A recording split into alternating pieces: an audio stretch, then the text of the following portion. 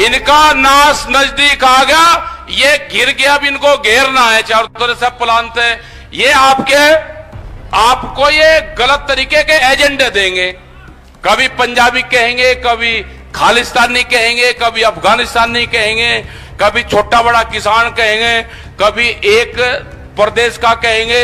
इनके बहकाओ मन मत आना, इन्हें जो कुछ कहना कह लो, हताश नहीं होने की जरूरत।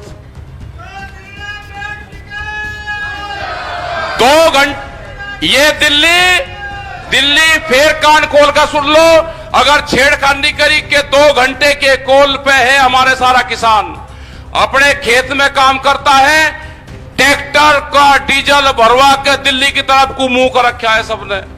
ये लड़ाई लड़ी जाएगी। ये दिल्ली फिर कान खोल के सुन ले, ये 4 लाख ट्रैक्टर भी हमारे थे और 25 लाख आदमी भी हमारे हैं। ये 26 तारीख की जांच, कोई देश में एजेंसी है कि 26 तारीख के कांड की जांच करवा दी जाए। सम्मानित मंच, सभी किसानों, पहले बोलने से पहले वाहेगुरु का एक बार नाम ले लेते हैं। वाहेगुरु जी का खालसा, वाहेगुरु जी की फतेह। आप सबका धन्यवाद, इस मोर्चे का धन्यवाद, संयुक्त मोर्चे का धन्यवाद। जितनी भी जत्थेबंदी हैं जो अलग अलग प्लेटफार्म पे अलग अलग झंडे लेके काम करती थी देश में, उन सबकी आस्था एक जगह आई और ये आग की लड़ाई जो है अब वो इकट्ठी लड़ी जाएगी। अकेले अकेले तो दिक्कत होगी। टिकैत साहब हमेशा कहते थे कि जिस दिन पंजाब आ जाएगा, हरियाणा इकट्ठा हो जाएगा सारा। क्योंकि जितनी बार भी यहां पे आंदोलन हुए तो हर मोर्चे ने अलग अलग दिन आंदोलन करे दिल्ली में, इकट्ठा नहीं हो पाए।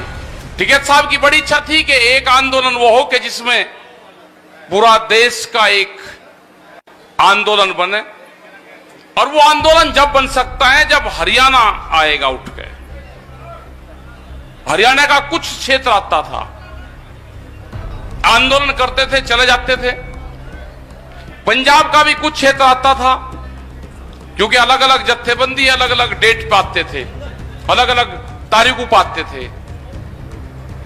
लेकिन धन्यवाद देता हूं कि जितनी पंजाब की जत्थेबंदी थी वो सब एक मंच पे आई,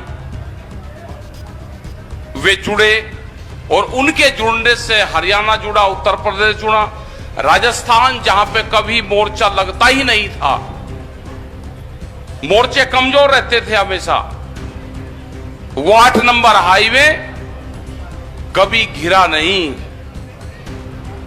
लेकिन जब संयुक्त मोर्चे की कॉल हुई, जब राजस्थान के लोगों को लगा कि आज पूरा देश इकट्ठा है, तो राजस्थान भी खड़ा होकर आया। उसने शाहजहांपुर पे अपना मोर्चा लगाया। आज दिल्ली के चारों तरफ को मोर्चे हैं। टिकरी बॉर्डर पे क्या हो रहा है आपको नहीं पता। किसान क्रांति गेट उत्तर प्रदेश में जब मोर्चे पर लोग बाहर से आते हैं तो कहते हैं जी टिकरी बॉर्डर जाना है या शाहजहांपुर जाना है, कितनी दूर है? मैं कहा भाई शाहजहांपुर वाला 200 किलोमीटर है यहां से। अब जी 200 किलोमीटर दूर मोर्चा लग रहा। जब दिल्ली के चारों तरफ मोर्चों की दूरी 200 किलोमीटर तक है, तो ये जो सरकारें कहती है, इनके अधिकारी कहते हैं, पत्रकार कहते हैं जी कुछ नहीं जी, अब तो चले गए जी, अब तो है नहीं जी, मका आप ऐसे ही करते रहो, थोड़ी सी गर्मी कम हुई तुम्हारा इलाज हुआ। क्योंकि जो दवाई देनी पड़ेगी इनको, वो दवाई इनको सर्दी में दी जाएगी। इनका दिमागी बुखार है, इनके गर्मी है, इनके वो ठंड में दी जाएगी दवाई। आएंगे ये लाइन पे आएंगे, आज नहीं तो कल आएंगे, आना जरूर पड़ेगा। क्योंकि वो ड्रॉप है ना, ड्रॉप ये दूसरों को पिला रहे हैं ना, भी इनको भी पीनी पड़ेगी। देने पड़ेंगे, 2-3 ड्रॉप देने पड़ेगी अभी इनको, और 3 ड्रॉप में इनको आराम मिलेगा बहुत। एक पंजाब ने तो दे दिया अभी से ही, उसको तो मान कर चलो कि उससे आराम मिलेगा इनको। कोई कैंडिडेट नहीं पाएगा पर्चा भरने वाला पंजाब में, कैंडिडेट नहीं पड़ा इनके पास में। उत्तराखंड उत्तर प्रदेश में भी यही हाल होगा। गांव के लोग तलाश कर रहे हैं इनकी, गांव के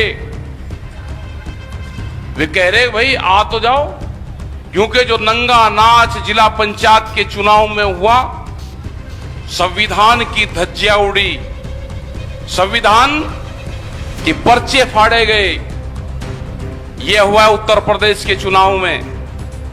जिला पंचायत के जो अध्यक्ष हैं बागपत के, वो यहीं आए होंगे, यहां पे कहीं हो तो एक बार मंच पर जरूर आ जाएं।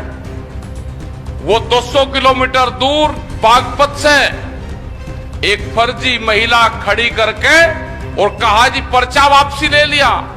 उसने भरतपुर से भी आगे से कॉल करी कि मैं 300 किलोमीटर दूर हूं, मैं लाइव हूं यहां पे 300 किलोमीटर दूर, मैंने कोई पर्चा वापसी नहीं लिया। तो ये हालात उत्तर प्रदेश में हुई। 3050 सीटों में से इनको अगर ओरिजिनल सीट इनकी थी तो वे 500 सीटों से भी कम इनको मिली है। अगर 3000 सीटों में से 500 लगा कर मिली तो कितनी वोट मिली होगी आप अंदाजा लगा लो। लेकिन जब इनके अध्यक्ष बने, पूरा पुलिस फोर्स, एसएसपी, डीएम सबने कैंडिडेट को उठाया, अपहरण करके उनकी वोट ली, उनके स्कूल तोड़ दिए गए, उनके घर तोड़ दिए गए। कहा के वोट चाहिए नहीं तो बर्बाद होंगे। तो यह हालात हुई।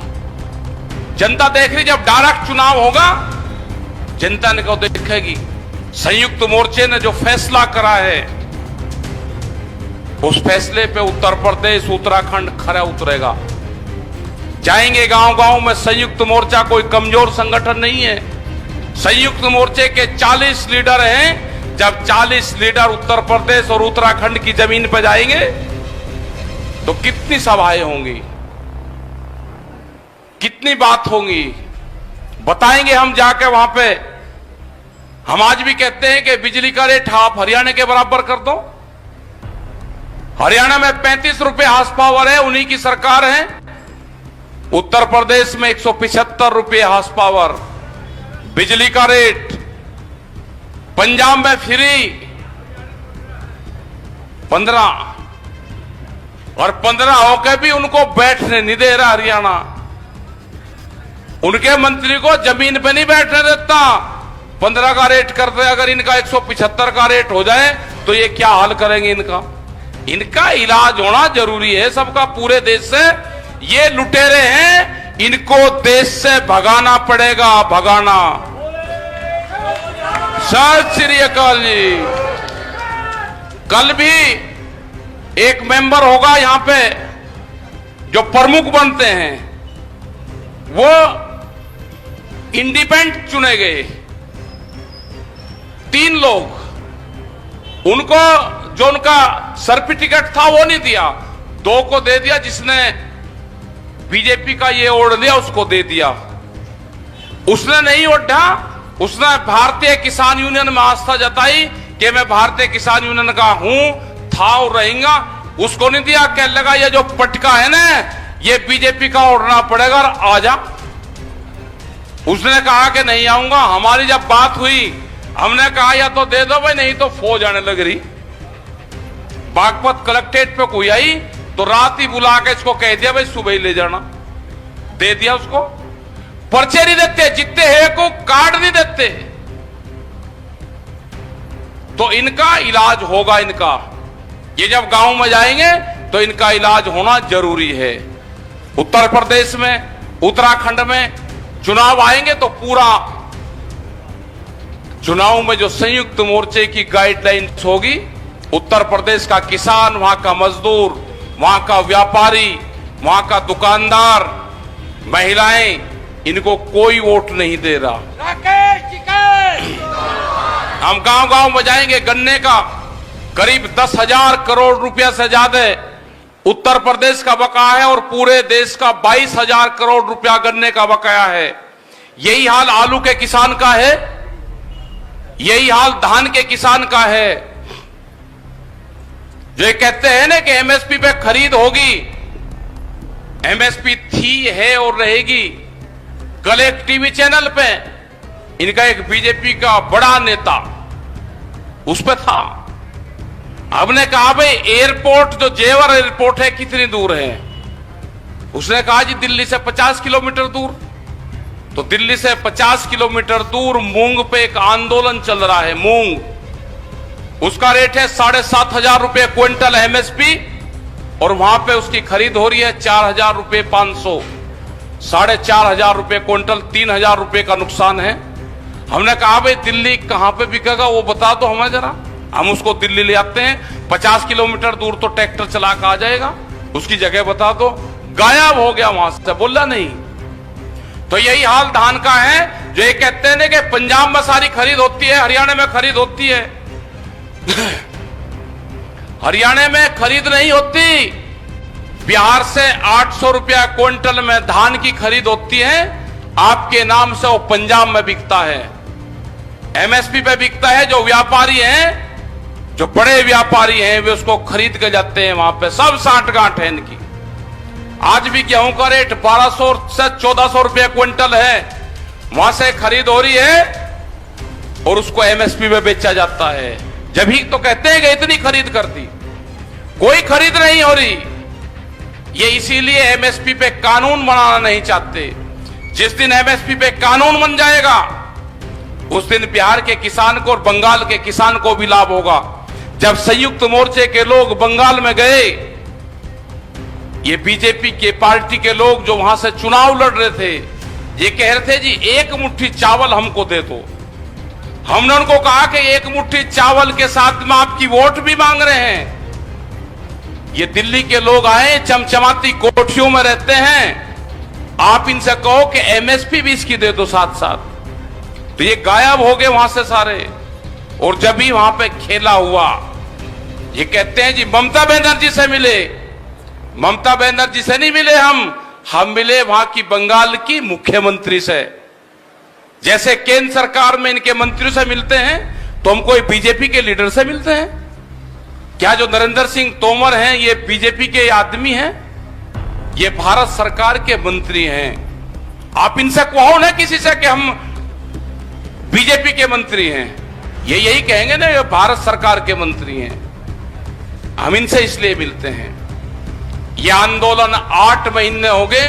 जिस तरह से हमारी माताएं बहनें, हमारे बुजुर्गवार, हमारे नौजवान बच्चे इस तपती हुई धूप में तपते हैं, बरसात में यहां पे क्या उनका हालात होता है, कड़कती हुई सर्दी में यहां पर रहे। जिस तरह से जानवर जो बंधा हुआ है, हमारा जो ये निहंग हमारे संत हैं, जिस तरह से अपने जानवर, अपने घोड़े को यहां पे बांध के तपती हुई टींड के नीचे ये यहां पर रहते हैं। और फिर इनको कहते हैं जिनको गुस्सा आता है, इनका जब जानवर तपता है तो गुस्सा आता है, इनका गुस्सा जायज है। ये गुस्सा उतरेगा आपके ऊपर, जब भी आप मिलोगे आपके ऊपर गुस्सा उतरेगा इनका। इस किसान का गुस्सा उतरेगा, वोट के माध्यम से उतरेगा, आंदोलन के माध्यम से उतरेगा। हम संघर्ष नहीं करना चाहते, हम आंदोलनकारी हैं, हम आंदोलन करेंगे। जो किसान 8 महीने तक आंदोलन पे दिल्ली की जमीन पे बैठ सकता है, आप उसको चाहते हैं कि ये उठकर चला जाएगा? ये गलतफहमी है आपकी। ये किसान ना उठकर जाएगा जब तक इसके कानून वापसी नहीं होंगे। एमएसपी पे गारंटी कानून नहीं बनेगा, वहां पे कमेटी नहीं बनेगा, ये किसान यहां से जाने वाला है नहीं। सोनिया, सत श्री अकाल जी। ये लड़ाई लड़ी जाएगी। ये दिल्ली फिर कान खोल के सुन ले, ये 4 लाख ट्रैक्टर भी हमारे थे और 25 लाख आदमी भी हमारे हैं। ये 26 तारीख की जांच, कोई देश में एजेंसी है कि 26 तारीख के कांड की जांच करवा दी जाए? ये फंसेंगे, ये जेल जाएंगे। हमने कहा कि देश में कोई एजेंसी नहीं है कि उसकी जांच कर दे। इनके खिलाफ कोई बोलने वाला नहीं है। इन्होंने पूरे संसाधनों पे कब्जा किया है। अगर देश में बीजेपी की सरकार होती, अगर देश में कांग्रेस की होती, अगर देश में किसी पार्टी की सरकार होती तो वह जरूर बात करती। इस देश में सरकार है मोदी सरकार, मोदी को चलाती हैं बड़ी बड़ी कंपनियां। ये बीजेपी वाले कहां गफलत में हैं? इनकी पार्टी गई, जिन लोगों ने इस पार्टी को बनाया था वे तो अपने हाउस में कैद हैं, उनकी बोलने की हिम्मत नहीं। वे मकान के दिल्ली की चमचमाती कोठियों में वे बंद कर रखे हैं अपने नेता। ये बीजेपी के जो बोलते हैं ना, यान के कहते हैं कि हमारी बात, अपने नेताओं को छुटाओ और उसके बाद में बात करो। तुम्हारे नेता दिल्ली की काल कोठरियों में कैद हैं, आप उनको छुटाने का काम करो। अडानी ने जिसने पार्टी बनाई उसको राष्ट्रपति बनना था, कह लेगा अच्छा ये बुढ़ा राष्ट्रपति बनेगा, एक मुकदमा लगा दिया, घर में कैद कर दिया, बोलने की हिम्मत नहीं है। जो अपने नेताओं को कैद कर सकता है वो किसानों को भी कैद करेगा। ये देख कर रहना, इनसे बच के रहना।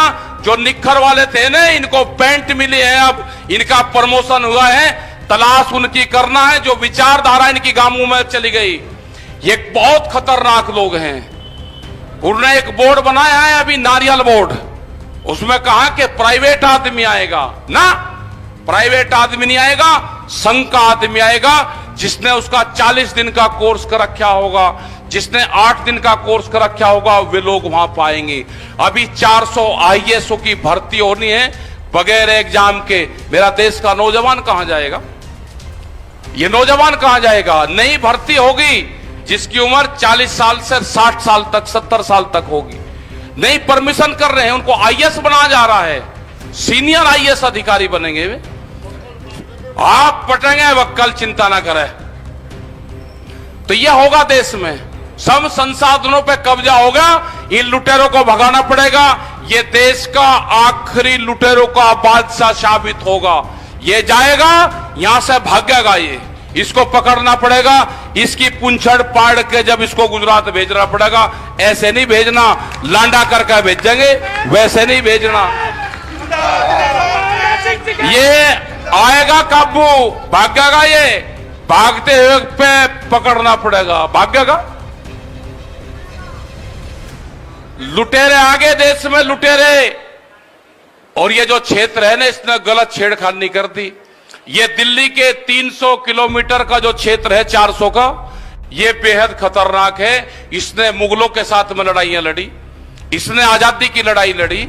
ये खाप पंचायत के लोग वही तो हैं, ये वही हैं जहां ये नाहरी गांव, आपके इस मोर्चे के 10-15 किलोमीटर दूर नाहरी गांव है, जहां पे गुरु गोविंद सिंह जब नांदेड़ गए तो इसी नाहरी गांव में सबसे पहले गए थे, जब जाते हुए गए। शायद श्री अकाल जी, इन्होंने ज्ञान नहीं, हिस्ट्री नहीं पढ़ी। गुरु गोविंद सिंह जब पंजाब से गए, जब उनका परिवार खत्म हो गया तो वे नाहरी गांव के खाप पंचायत के लोगों से मिलकर गए।